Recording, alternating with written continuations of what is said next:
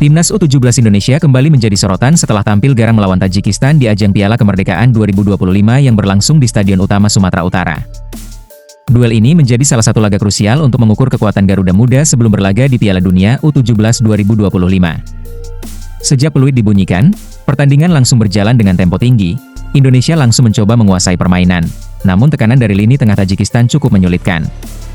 Peluang pertama datang dari Mirza Firjatullah yang memanfaatkan celah di lini belakang lawan, namun tandukannya masih melenceng tipis. Kerja keras Garuda Muda akhirnya membuahkan hasil pada menit ke-34.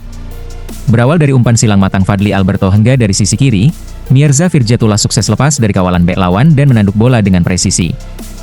Namun, kebahagiaan timnas Indonesia itu hanya bertahan sekejap. Beberapa menit kemudian, Tajikistan membalas lewat aksi Zarif Soda Zarif yang memanfaatkan ruang di kotak penalti. Tendangan placingnya tak mampu dihalau kiper Indonesia. Memasuki babak kedua, pelatih Indonesia langsung menginstruksikan anak asuhnya bermain lebih agresif. Instruksi itu pun terbukti manjur, sebab, pada menit 50, skema serangan cantik kembali tercipta. Nazriel Alvaro menjadi kreator, mengirim umpan crossing akurat dari sisi kanan. Bola melayang tepat ke arah Fadli Alberto, yang tanpa ragu menanduk bola dengan kekuatan penuh. Gol ini kembali membawa Indonesia memimpin 2-1 dan membuat stadion bergemuruh. Terlepas dari hasil, tentunya, kita sebagai pendukung skuad Garuda perlu mengapresiasi. Sebab, ajang ini sebagai persiapan timnas U17 menuju panggung dunia.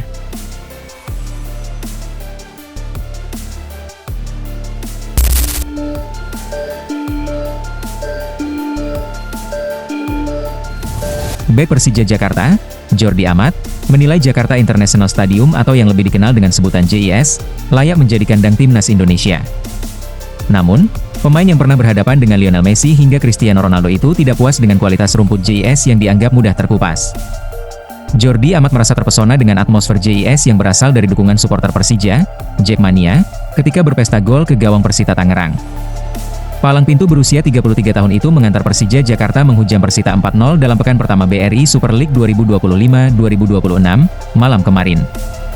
Dalam wawancaranya dengan awak media, Jordi amat terbuka dengan ide timnas Indonesia bermain di JIS.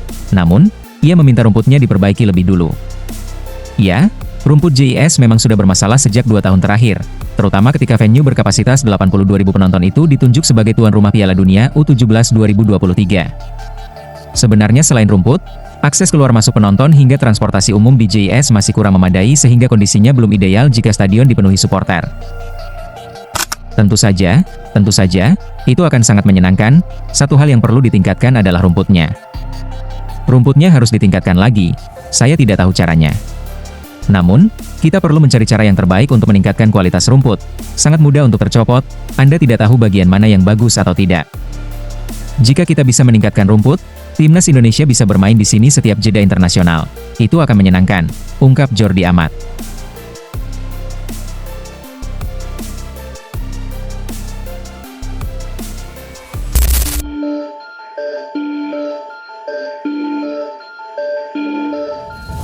Pengamat sepak bola nasional, Bung Binder, menilai peran pemain diaspora menjadi faktor penentu keberhasilan timnas Indonesia melangkah hingga babak keempat kualifikasi Piala Dunia 2026. Ya, pada fase ini, skuad Garuda akan menghadapi Arab Saudi dan Irak di Jeddah pada 8 dan 11 Oktober mendatang.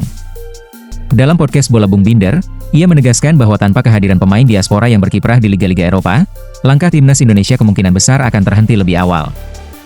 Menurut Binder, jam terbang tinggi di kompetisi Eropa memberikan dampak besar pada kualitas permainan timnas Indonesia. Selain meningkatkan teknik, para pemain diaspora membawa mental juara yang krusial di laga-laga penentuan. Ia mencontohkan, pemain yang terbiasa menghadapi tekanan di level elit akan lebih siap ketika bermain di ajang internasional. Hal ini yang menurutnya membedakan kualitas mereka dengan mayoritas pemain yang hanya berkarier di Liga 1 Indonesia. Binder juga mendorong para pemain lokal agar berani mencoba bermain di liga yang lebih kompetitif, seperti Thai League, jika belum memiliki kesempatan ke Eropa. Tanpa pemain diaspora, mustahil kita bisa lolos ke babak ketiga apalagi keempat. Sekarang kita punya peluang nyata, bukan sekadar mimpi, untuk pertama kalinya tampil di Piala Dunia. Untuk pemain lokal, kalau belum bisa ke Eropa, setidaknya main di Thailand. Liganya lebih kompetitif dibanding Indonesia. Lihat saja Ford FC yang bisa juara Piala Presiden. Asnawi Mangkualam tampil berbeda di sana dibanding saat bermain di Liga 1, ungkap Bung Binder.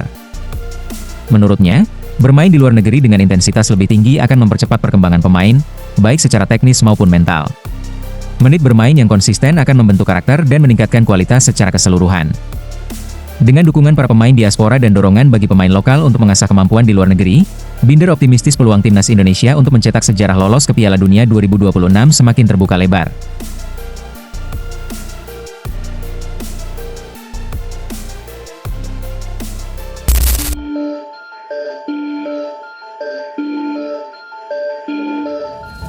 Sebagaimana yang diketahui, nama Shin Tae-yong kini tengah jadi perbincangan hangat di media sosial.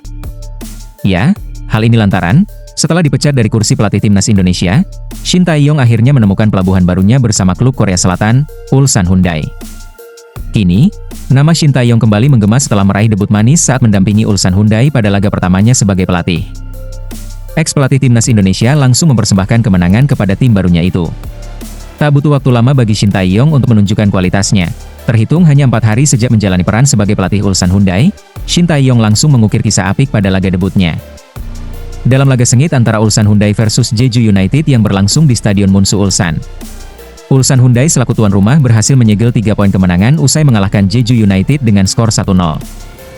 Bagi Shin Tae-yong, kemenangan ini jelas menjadi awal yang baik bagi dirinya sebagai pelatih baru Ulsan Hyundai. Dengan reputasi mentereng yang dimilikinya, Ulsan Hyundai jelas berharap sentuhan dingin Shin Tae-yong sebagai pelatih mampu mengangkat derajatnya lagi di sisa laga musim ini. Kemenangan ini sangat berarti bagi Ulsan Hyundai, pasalnya, tim berjuluk The Tiger itu sebelumnya telah melalui 12 laga tanpa kemenangan. Jelas, kemenangan ini juga spesial bagi Shin Tae-yong. Sebab, ini merupakan kemenangan perdana Shin Tae-yong sebagai seorang pelatih setelah tak menjadi nahkoda timnas Indonesia. Momen tersebut lalu dibagikan Shin Tae-yong ke akun Instagram pribadinya. Pelatih yang sering disapa Coach ST itu lalu mengucapkan terima kasih kepada seluruh staf pelatih dan para supporter Ulsan Hyundai. Kembali ke Kalik sebagai pelatih Ulsan HD setelah 13 tahun. Para pemain dan para penggemar kami yang datang untuk mendukung kami dalam cuaca panas ini. Terima kasih banyak untuk semua staf klub dan staf pelatih. Akhirnya memenangkan kemenangan pertamaku pada tanggal 9 Agustus, ungkap Shin Tae-yong. Tentu, dengan debut manis Shin Tae-yong tersebut, banyak fans timnas Indonesia yang langsung membandingkannya kembali dengan sosok pelatih timnas Indonesia, Patrick Kluivert. Para fans menganggap, jika Shin Tae-yong di pertahanan di timnas Indonesia, mungkin skuad Garuda saat ini sudah lolos ke Piala Dunia. Memang, kepergian Shin Tae-yong dari timnas Indonesia cukup memberikan luka bagi sebagian fans skuad Garuda. Sebab, Shin Tae-yong dinilai sebagai sosok yang mampu membawa perubahan besar bagi skuad Merah Putih.